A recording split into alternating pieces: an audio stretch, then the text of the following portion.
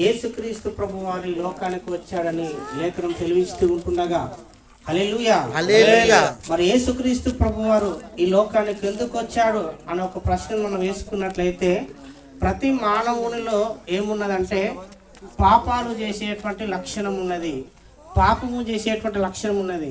ఆ పాపము నుంచి విడిపించడానికి మరి యేసుక్రీస్తు ప్రభువారి లోకానికి కన్య మరియ గర్భంలో పుట్టవలసి వచ్చింది. హల్లెలూయా హల్లెలూయా హల్లెలూయా హల్లెలూయా.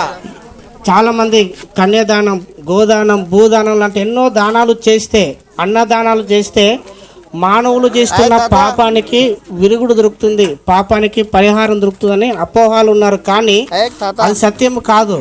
యేసుక్రీస్తు ప్రభువారు ఒక మానవ రూపిగా ఈ భూమి మీదకి వచ్చి మరి ఈ భూమి మీద తన రక్తాన్ని చిందించి ఈ భూమి మీద ప్రతి ఒక్కరు ఎవరైతే యేసుని అంగీకరించి యేసే నిజమైన దేవుడు తెలుసుకుంటారో వారందరికీ కూడా రక్షణ ఇవ్వడానికి ఆయన ఈ భూమి మీద కన్య మరియ గర్భమున జన్మించవలసి వచ్చింది. హల్లెలూయా.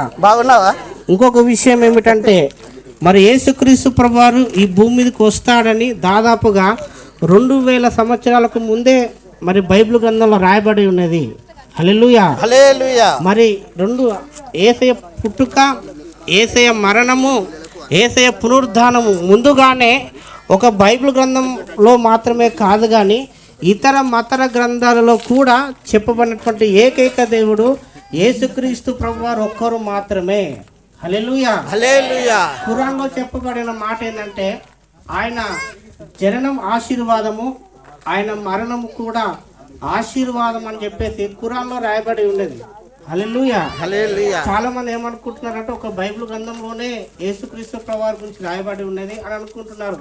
యేసయ్య ఒక్కడే క్రైస్తవులకు దేవుడు అని చాలా మంది అపోహాలు ఉన్నారు. అది కాదు.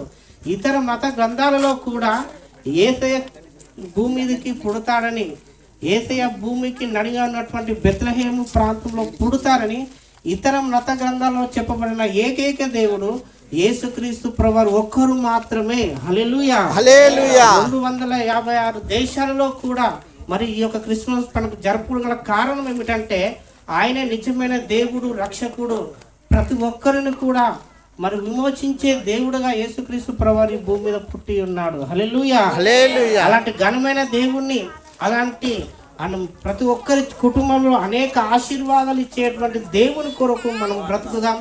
అలాంటి కృప ఆశీర్వాదాన్ని దేవుడు ఈ ప్రాంతానికి, గ్రామానికి దేవుడు మనకు అందరికి అనుగ్రహించును గాక. ఆమేన్. అందరికి వందనాలు. Praise Lord. Merry Christmas. Merry Christmas. Happy Christmas. జై బోలో యేసు మహారాజ్ కి జై.